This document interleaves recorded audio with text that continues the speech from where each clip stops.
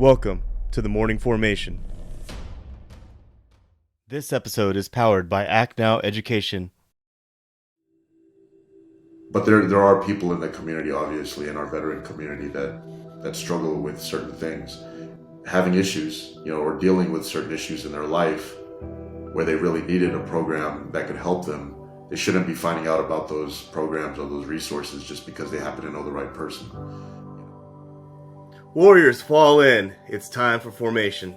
Today I'm joined with an Air Force veteran originally from Southern California, but currently resides in Sin City, Las Vegas, where he operates as the president of the Southern Nevada Chamber of Commerce, which is an organization that is 100% committed to partnering with local businesses and the veteran advocacy groups to raise community-wide visibility of veteran nonprofits and state-sponsored programs for our very own military veterans and their families.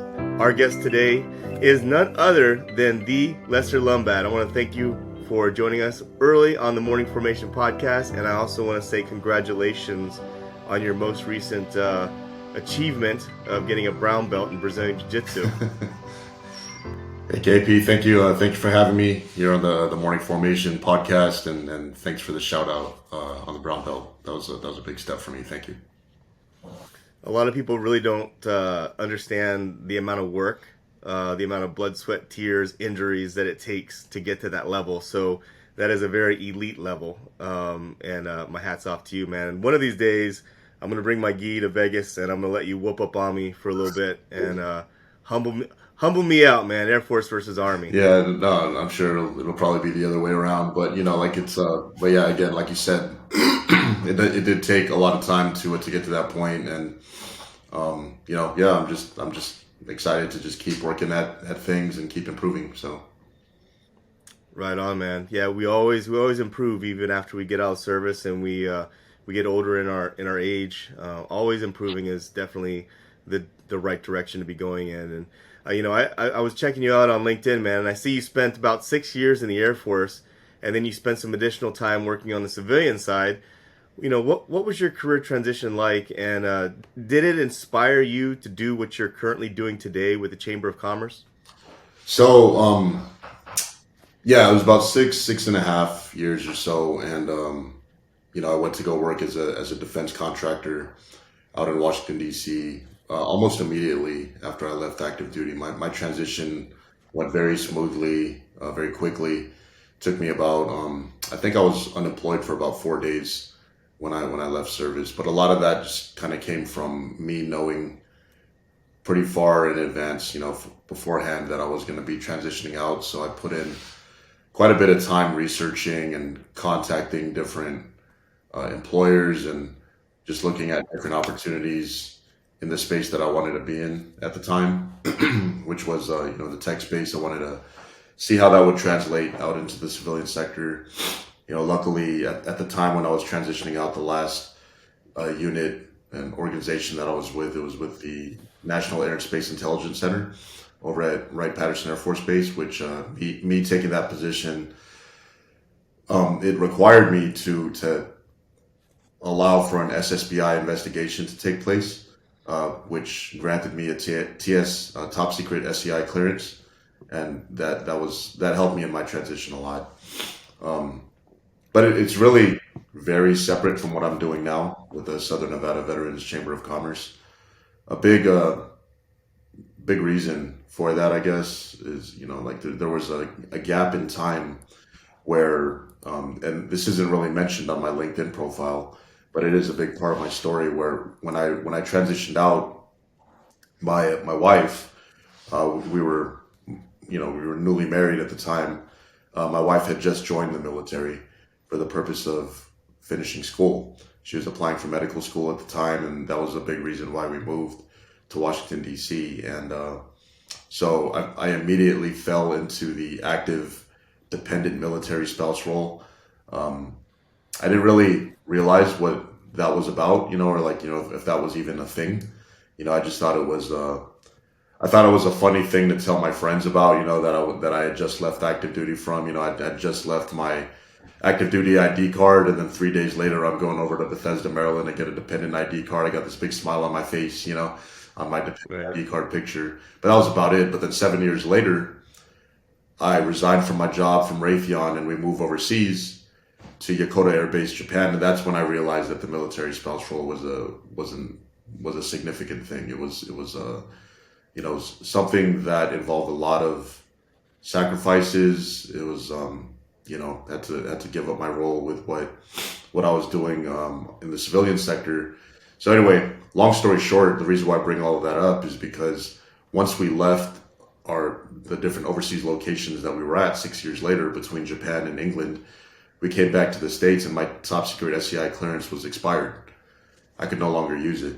So when we got here to Las Vegas, I was, just trying to think of things that made sense for me, because of our family situation. We have 4 children, all of them are young, and 2 parents with a 9 to 5 just doesn't work schedule wise. So entrepreneurship was the thing that made the most sense to me to give me the flexibility to still do my part for my family, but explore other things. So that's what caused me to explore other things, and that's kind of what brought me to where I'm at right now.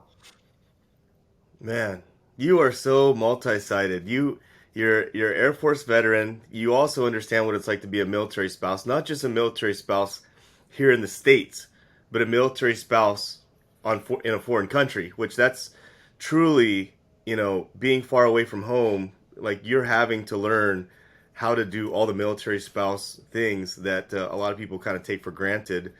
And you mentioned Wright-Patterson Air Force Base. I went to college at Wright State University. I remember you mentioning Um, that to me in one of our past conversations. I actually live yeah. literally right across the street from Wright State off of Colonel Glenn Highway. It was I could walk into the campus from my apartment at that time. So What year was that? it was from 2003 to 2005. Ah, yeah, so 2003 was when I graduated. We probably could have went to Cimarron and had some parties. Probably so. Yeah. It's funny how paths cross like that, man. Yeah.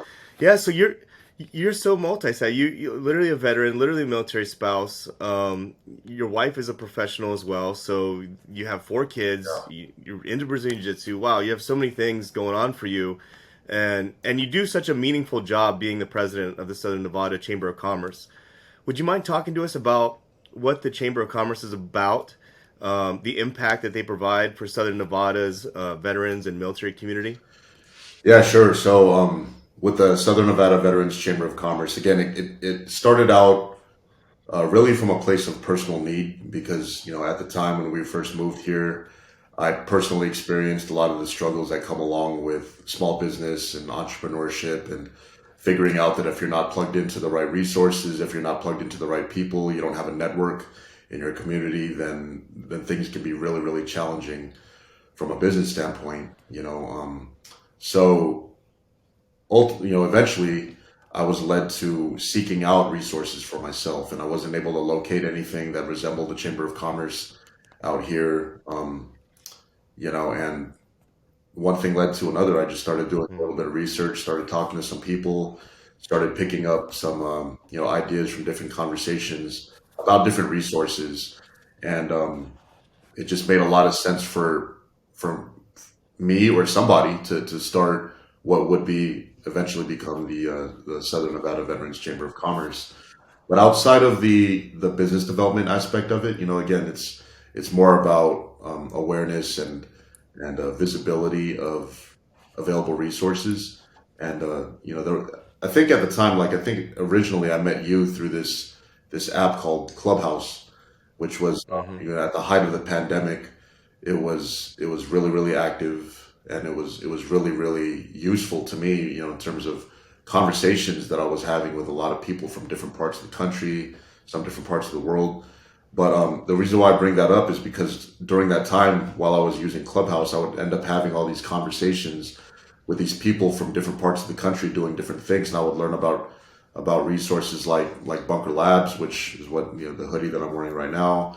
Groups like Vets to Industry, groups like ACP, Warrior Rising. I learned about all these different things. I started talking to these VSOs just in live conversation, and these were things that I wasn't plugged into or aware of at all.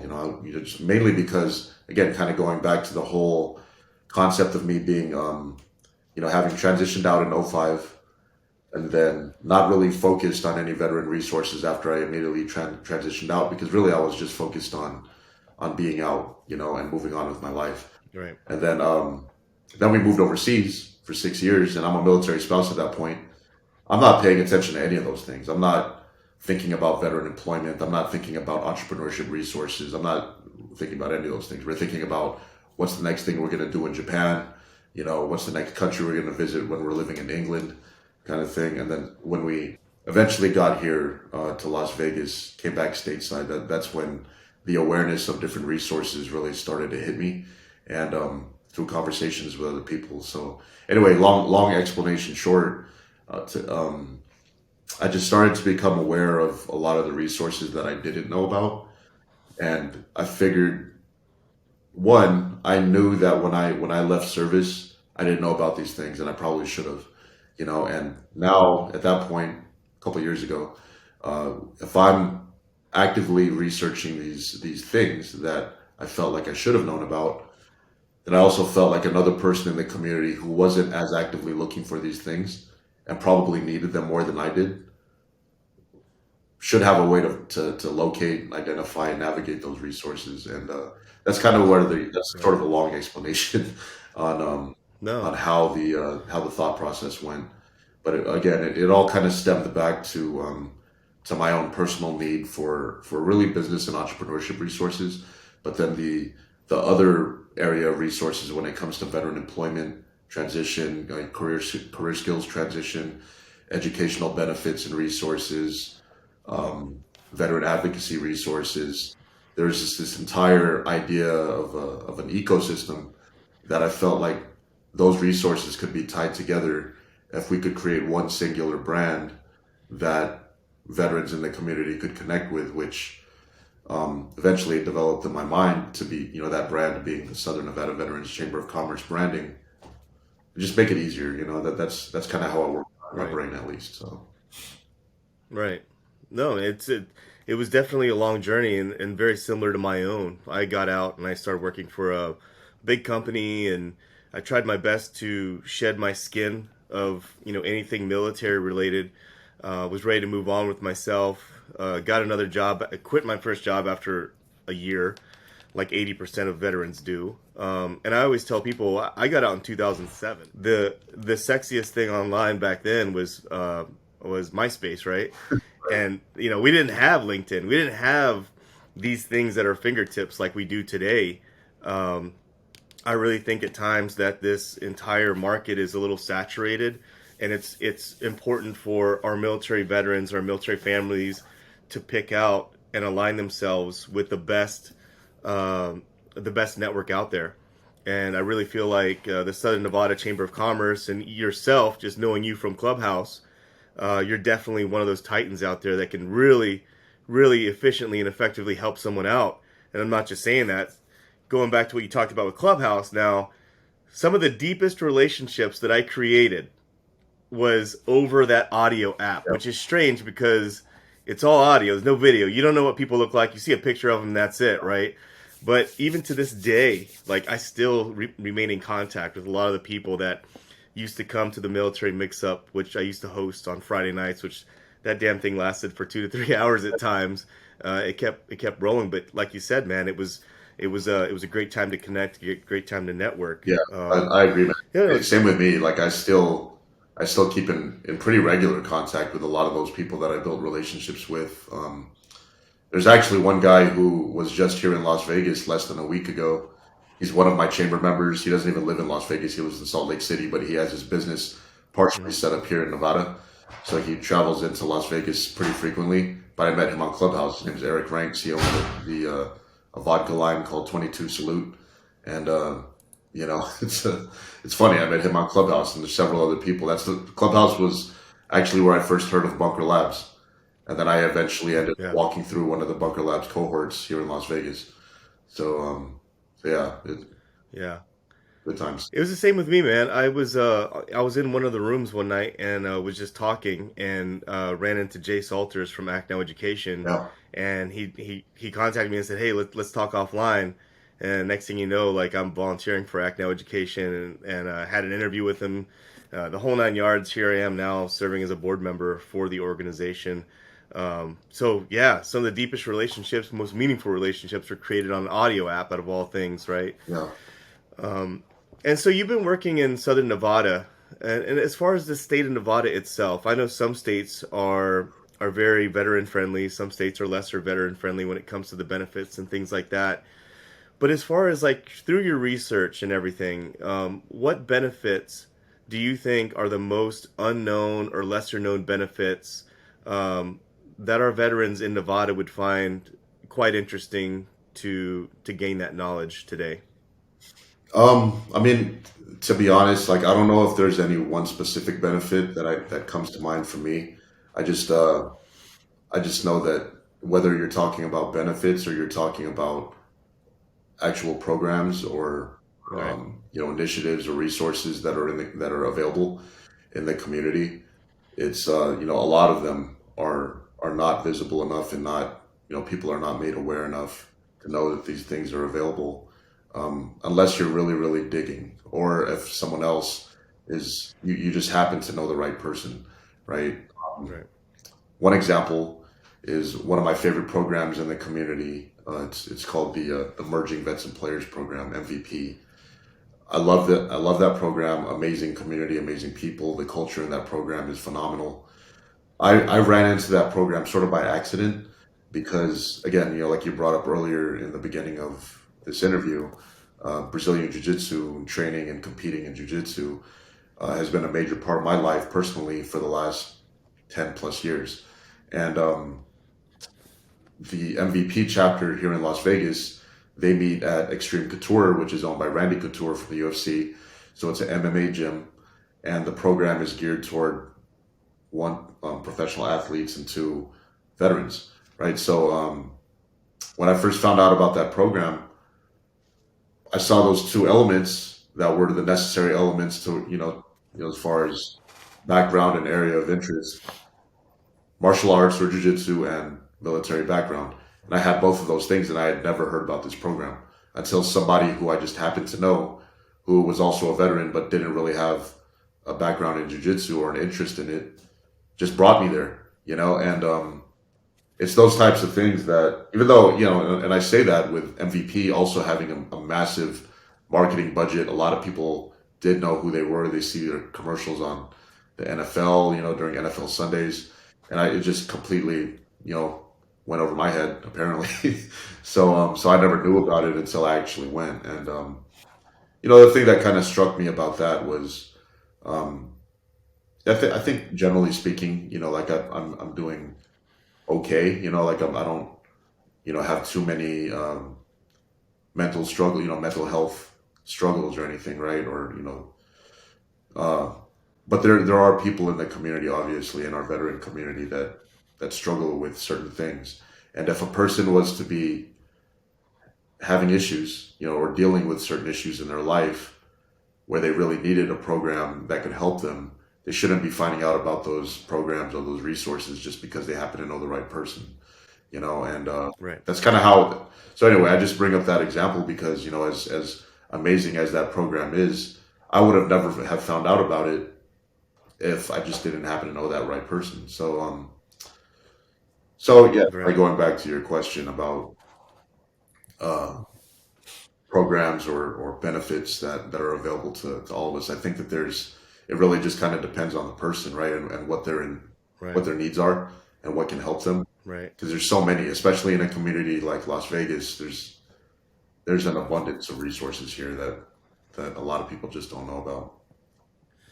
Yeah, no, I agree 100%. I mean, there are a ton of programs, a ton of nonprofits out there, a ton of partnering, um, I guess entities out there that help out the veteran community. But the challenge is marketing, getting the information out there, and then folks understanding.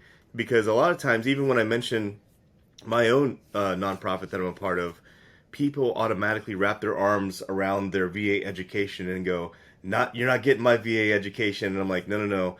Like this does not involve any VA education at all." People don't realize that there's programs out there that are completely free to veterans and spouses that don't even touch the VA education stuff. It's just based off of the fact that you are part of the military community that allows you access to it. So just the overall sheer uh, ignorance and knowledge is a challenge to get out sometimes when I'm talking to people one on one about even the nonprofit that I'm part of. So I can't imagine what that's like for you. And since you've been working for the Chamber of Commerce there in Southern, I don't want to say Las Vegas because Las Vegas isn't Southern Nevada. It's, Southern Nevada does have other areas It's too. mostly. Um, Yeah. it's mostly right. It's kind of like talking about Chicago and Illinois, right? Chicago is Yeah. Illinois, but um, overall the partnering that you've been doing, what has that been like for you since you started working for the Chamber of Commerce there in Southern Nevada? So as far as community partnerships, I feel like that's definitely one of the areas that have went most successfully since everything started. At this point, we're sitting at about somewhere around 70, 75 different community partnerships with different veteran nonprofits that function in different areas.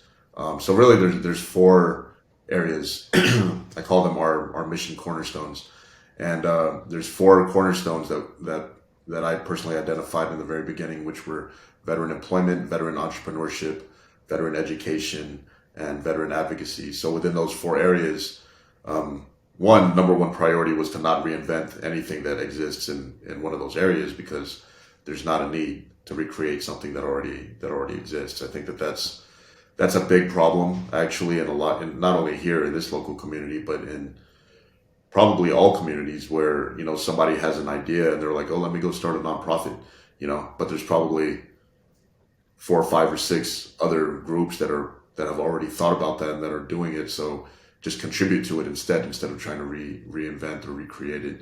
So that was kind of the number one priority, was to identify as many programs as possible and build a relationship with them, vet them, make sure that they were legitimate, and then once that was done, continue that relationship building process. So that way, you know, it would be clear that nothing needed to be reinvented. And so that's kind of how it's went. Like being able to identify a lot of existing programs.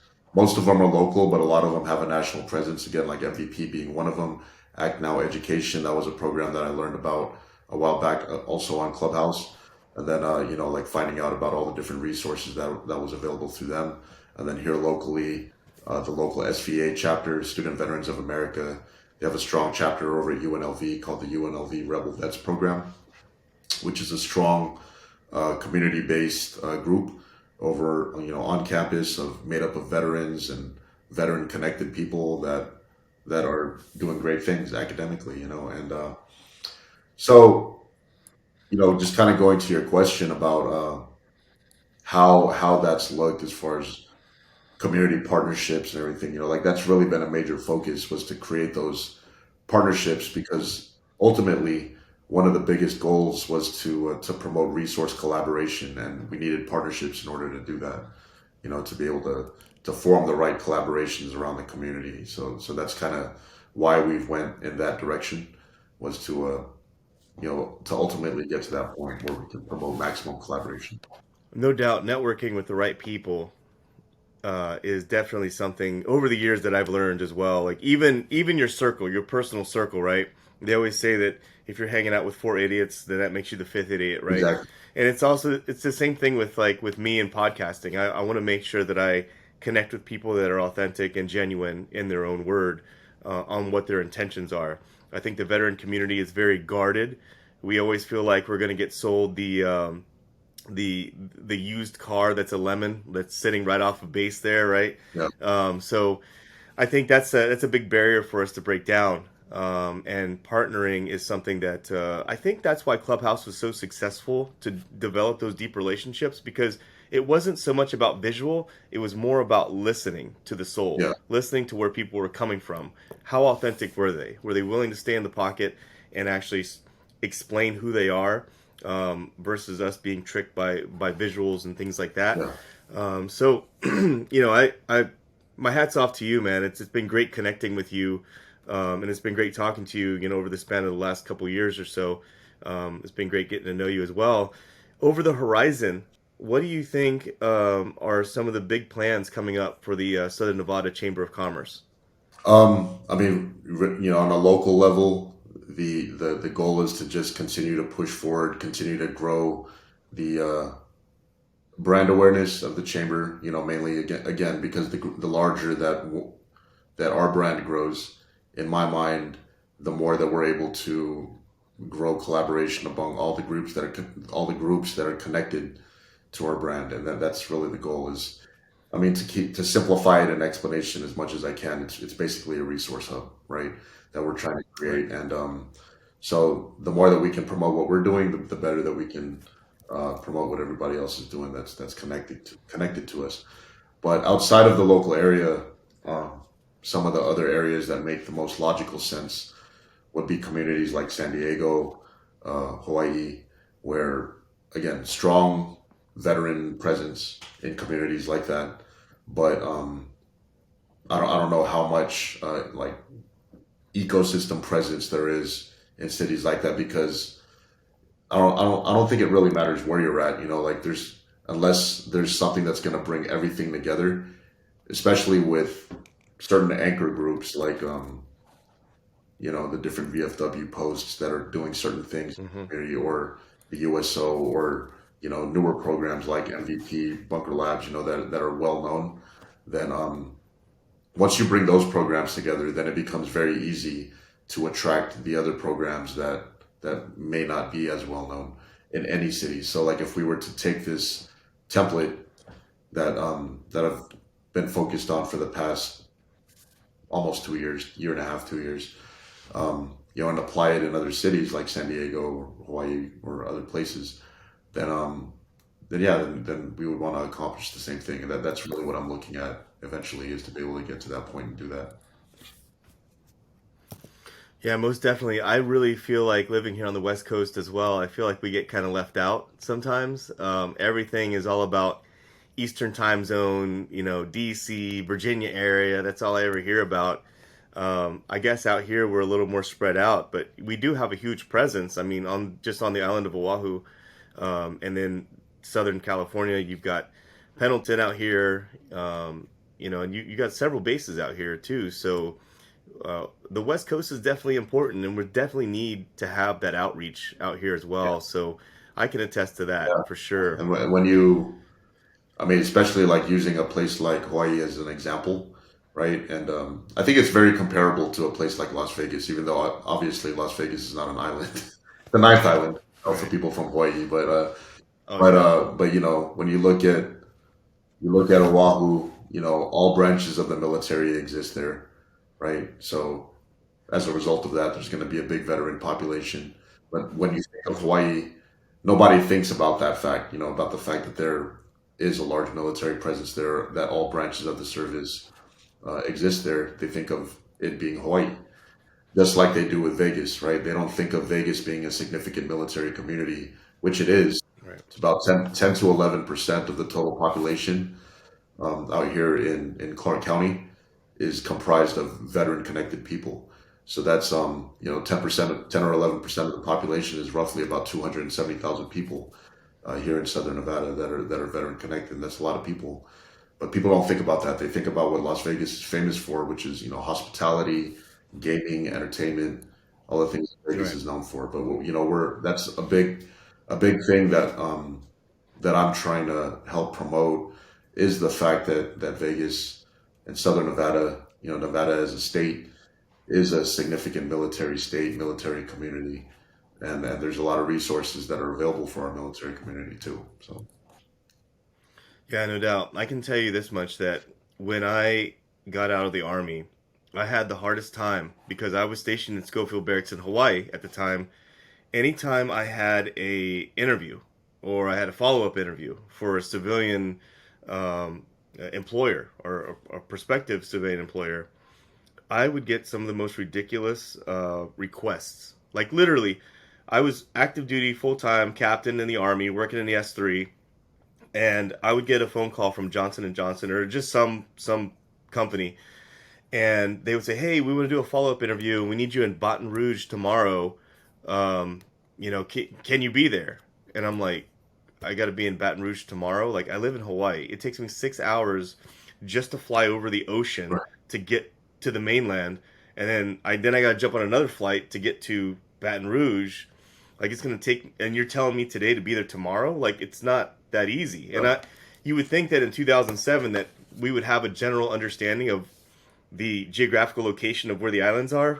But I guess because they cut it out and they stick it down there next to the Baja of Mexico or Baja of California, a lot of people think it's like right there, and it's totally not, dude. It's like I missed out on a lot of opportunities because of my geographical location of being stationed in Hawaii, Yeah.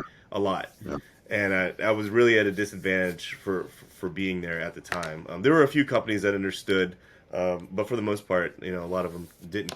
They didn't know how to work with that with my geographical location. So, if there's anything out of this interview, Lester, that you'd like for people to know about the Southern Nevada Chamber of Commerce, what would it be? Again, I think it's just the priority is awareness, resource awareness, for us, like again, our focus is kind of twofold, as far as our mission goes, because we are a chamber of commerce. So we focus on business development and veteran entrepreneurs, military spouse entrepreneurs, and also our membership base is open to veteran supporters as well. We have non-veteran connected businesses in our membership base too. Just because it's my opinion that you don't have to be a veteran to support the veteran community, so Right. that should be a community wide effort. But anyway, outside of us being a chamber in the community and doing the things that we do as a chamber, it's about providing greater awareness of resources that aren't necessarily business related or career skills related, but quality of life related, overall. And Hmm. I think that the more that everybody in the community can become aware of what's going on, so what some of the issues actually are in the veteran community, and then the resources and the solutions that are available in the veteran community, and pair those things together, then that's really what I would like to see, more and more and more over time Right. with our organization. So Right. Yeah. It's all about awareness, right? And just to final out the episode today, it's been great hearing all about your background, where you come from. We have a very similar journey. It's so funny how we literally crossed paths there in Dayton, Ohio, right across the street. We were probably at the pub at the same time at some point having a beer, and we just didn't know it. What piece of advice would you have for veterans out there who are not currently taking advantage of any benefits and are yet unhappy with their current situation? oh man, well, hopefully, if we're talking about this area geographically, hopefully we'll be able to gain some reach to help educate people that are in that situation. But with folks who are aware of what their available resources are, and if they're veterans and they know what's out there, and they're just not bettering their own situation, then that's you know you got to use what's available. We all have to use what's available to us. The benefits that are available to us, your VA home loan, understanding why that's so important, why that as a financial tool, why that's so powerful, your educational benefits, your GI Bill, post 9/11 GI Bill, why all those things are so uniquely powerful to our community to help us move forward both individually and as a community, are super important. Um, but yeah, I would say just kind of knowing what's out there and taking full advantage of it. There's too many resources out there to not take advantage of them. Yeah, knowledge is power. Definitely knowledge is power. And if anything else, at least contact, someone like Lester. If you're in the Southern Nevada area, contact Lester, connect with him on LinkedIn, connect with him on Instagram, Facebook, and ask, say, hey, this is my current situation. This is my goals. these are the things I want to do. Let him know, because maybe there's a connection out there that he can help you out with. And with that being said, Lester, how can our listeners contact you to follow up on anything that we mentioned on the show today? Yeah, so you can always go to our website, which is www.snvcc.org. That's Sierra Nancy Victor Charlie Charlie.org. You can also email me at Lester Lombad at snvcc.org, and I will definitely respond to your email and try to get you plugged into what you need. So if you're watching this on YouTube, check out the description. I'm going to make sure I put those links down there in the description. If you're listening to this on a podcast, scroll down to the show notes. You can see the links that he just mentioned down there as well. Connect with Lester, and see if the Southern Nevada Chamber of Commerce can do something for you. Because at the end of the day, it's all about reaching back and helping out our community that needs that much needed help transitioning out of the military, or even if you're making that midlife transition. Maybe you've been doing something for a number of years and you're a veteran or you're a military spouse and you want to do something else. Hell, there's a lot of options out there. So please connect, network with folks within our community that are interested in helping you resource. Lester, I just want to thank you for joining us today on the Morning Formation Podcast. No, thank you for having me, man. It was a pleasure. Thank you. Hey, the honor's all mine, man. Thank you for getting up early on this Sunday morning and spending some time with me and letting our audience know all about you. And for everyone else out there, as always, I want you to stay tuned, stay focused, and stay motivated. Warriors, fall out.